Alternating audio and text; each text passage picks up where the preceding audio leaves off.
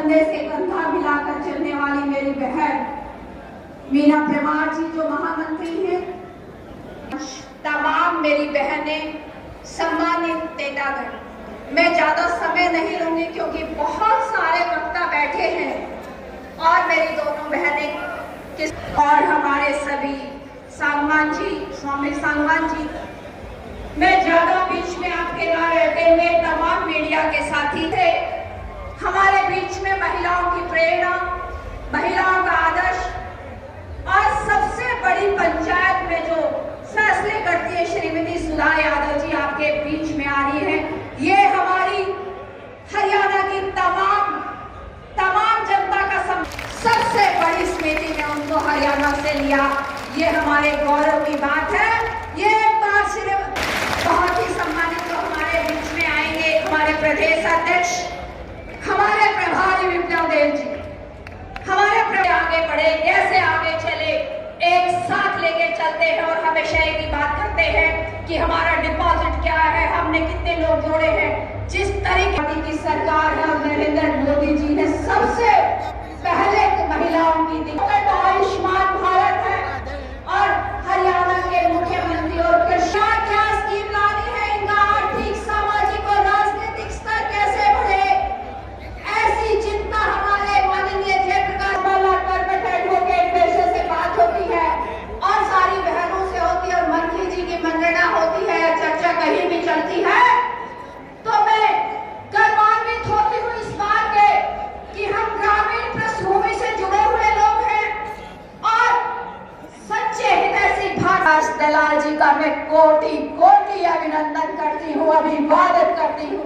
सारी बहन अगर केंद्र में पहुंचाई जाती है तो ये जो मंच बैठा है सजा हुआ, लोग बहुत झूठे तरह के प्रलोभन देने आएंगे, लेकिन सच की राजनीति हमारे कृषि मंत्री जी ने किया है भारतीय जनता पार्टी के साथ।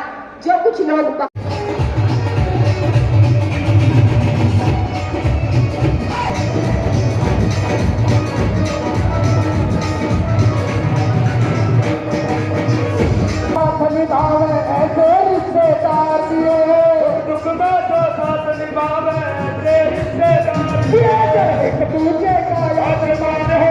क्या उद्देश्य है सर, हम क्या संदेश देने का प्रयास कर रहे हैं इस रैली के माध्यम से? भिवानी जिला पहला जिला था जिसमें जिला परिषद के चेयरपर्सन, वाइस चेयरपर्सन पहले हफ्ते में ही निर्विरोध चुने गए थे। उनके सम्मान में लोगों की इच्छा है कि ये रैली करें। सौभाग्य से तोशाम की रहने वाली जो चेयरपर्सन चुनी गई है हमारी मलिक जी, तो वो भी तोशाम से संबंधित है, इसलिए तोशाम में रैली रख के हमने यहाँ ये कार्यक्रम किया है। और तोशाम के लोगों की भी इच्छा ये है कि इस इलाके के अंदर भी आने वाले विधानसभा के चुनाव में कमल खिले, जिससे कि यहाँ की जो छोटी छोटी समस्याएं ऊपर तक नहीं पहुँच पाती, कोई ऐसा प्रतिनिधि हो जो वहाँ तक सरकार में कंधे से कंधा मिलाकर काम करे, जनता के काम सेवा करे। सर कई महीनों में क्या टिकट बदली जा सकती है पिछली बार के मुकाबले, या ये अभी आगे? ये काम मेरा नहीं है, Bharatiya Janata party parliamentary board का काम होता है। लेकिन मैं एक दावे के साथ कह सकता हूँ, जिस भी कार्यकर्ता को हमारी पार्टी के प्रमुख टिकट देंगे वो निश्चित तौर पर तो सामने जीतेगा।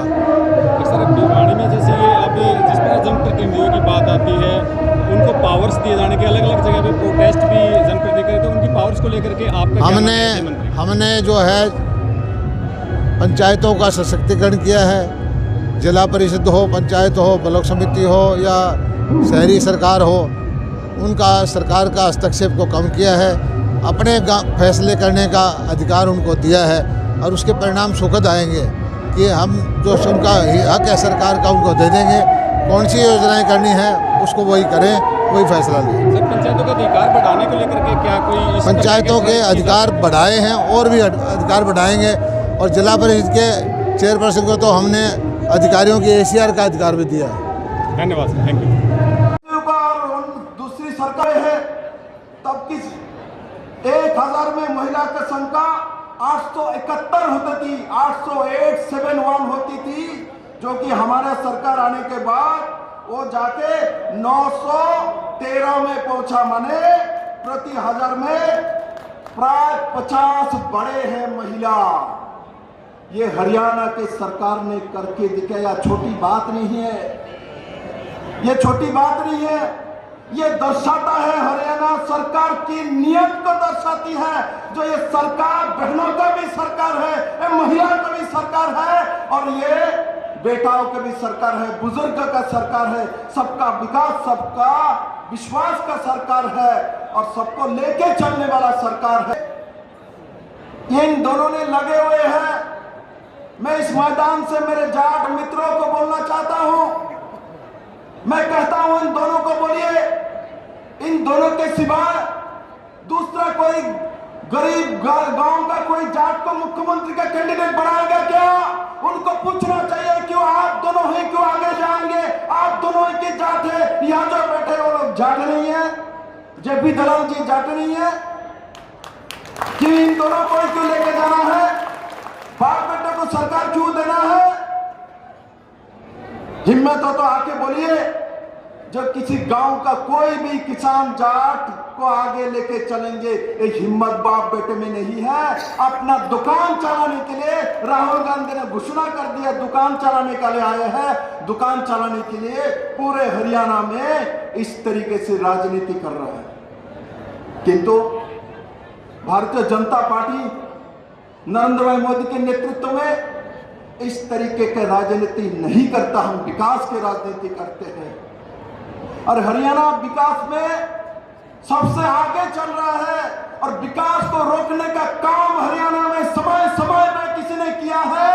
ये बाप बेटे के सरकार में लगे हुए लोगों ने उस समय की, मंत्री एमएलए इन लोगों ने किया है, बार बार हरियाणा को पीछे करने के लिए। और हरियाणा को आगे करने की भूमिका किसी ने किया है तो माननीय प्रधानमंत्री नरेंद्र भाई मोदी के नेतृत्व में हुआ है। मेरे मित्रों, सब यही नहीं है। जब कोरोना काल में पूरे देश भर में लॉकडाउन हो चुकी थी, पूरे दुनिया भर में सब लोग सोच रहे थे हम लोग बचेंगे ना, कहां जाएंगे, हमारे क्या होगा, हमारे जीवन का क्या होगा, खाना दाना तो छोड़ दीजिए, हम सोच रहे थे हम बचेंगे क्या नहीं, हमारा जीवन रहेगा क्या नहीं।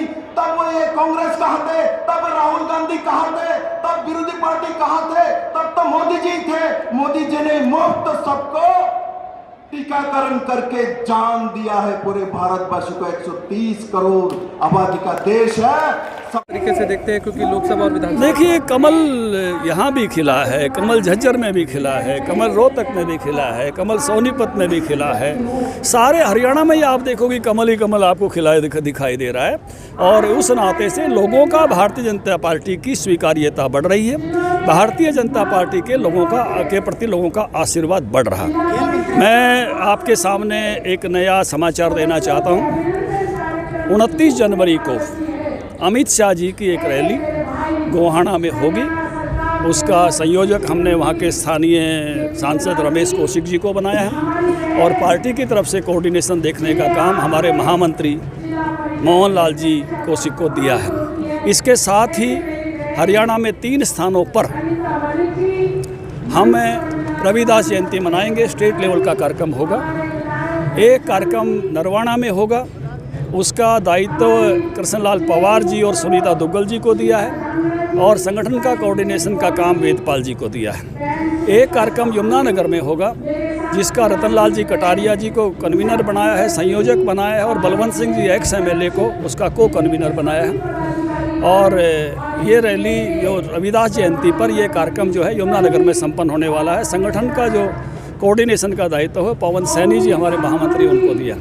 और रविदास जयंती का तीसरा कार्यक्रम गुड़गांव में होगा।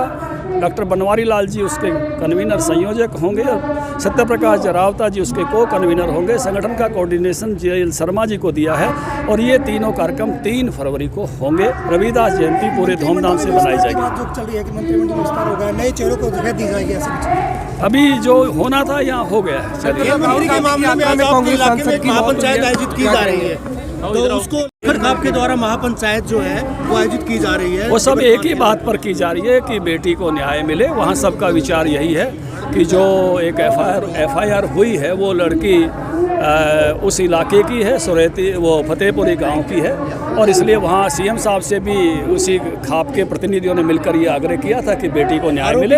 और उसी सीएम साहब ने भी कहा था कि चंडीगढ़ पुलिस जांच कर रही है, जिसका हरियाणा का कोई प्रभाव नहीं है, और जिस भी तरीके से लोग जांच कर चाहते हैं सीएम साहब ने ये भी कहा था कि उस तरह से जांच कराने को तैयार।